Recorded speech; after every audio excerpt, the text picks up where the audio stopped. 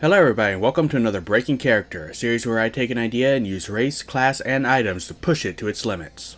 Today we're going to control all the roles and create the Master of Fate. This build will focus on controlling the outcome of all D20 rolls, including yours, your allies, and the DM's. With that said, let's start with ability scores. Using the standard point array, we'll put the 15, 14, and 13 in Charisma, Dexterity, and Intelligence respectively.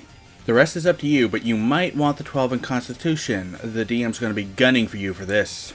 Background won't matter, but we'll take Mark of Hospitality Halfling, rounding off Charisma and Dexterity, and getting Lucky and Ever Hospitable. It's only an extra D4 for Persuasion, but slightly better is still better. Moving on to class, we're going to start off as a Bard, because we want Dexterity saving throws. We'll also get our Bardic Inspiration. Next we're going to multiclass to Clockwork Soul Sorcerer for Restore Balance. Next we're going to multiclass to Wizard, taking Divination at level 2 for Portent. Now we're going to finish up with all Bard, taking College of Lore for Cutting Words. We'll get 4 ability score improvements, 2 of which will cap our Charisma for maximum Inspiration dice, and the other 2 will give us the Lucky and Bountiful Luck feats.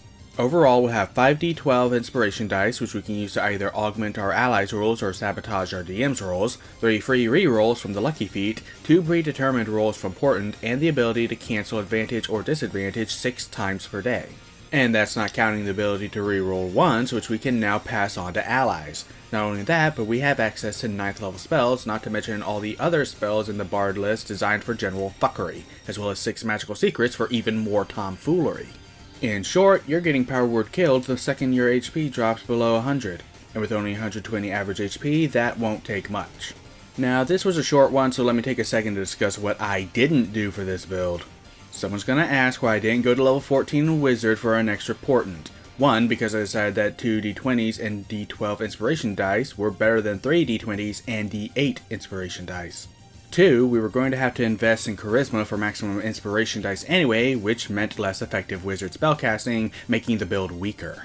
The other thing I considered doing was taking a 1 level dip into Hexblade Warlock. Doing so would have made us a full caster martial fighter with medium armor and shields, and Hex would have let us fuck with the DM more with disadvantage on ability checks. I chose not to do this because I decided that having 9th level spells was better. Why hit someone with a sword when you can turn into a dragon and eat them? Or better yet, turn an ally into a dragon so you can spam Vicious Mockery. And then there's items. The only one I could find that allowed a reroll was the Luck Blade, but good luck getting your DM to give you that with this build. Besides, taking the Luck Blade for the reroll is like taking a flame tongue because you needed a torch. Thank you everybody so much for watching. Let me know what you thought of this video down in the comments. We had an amazing year and even reached 500 subscribers just last week. I'm officially considering that my Christmas present. So I'll see you all next week as we start 2022 off strong with another legendary build.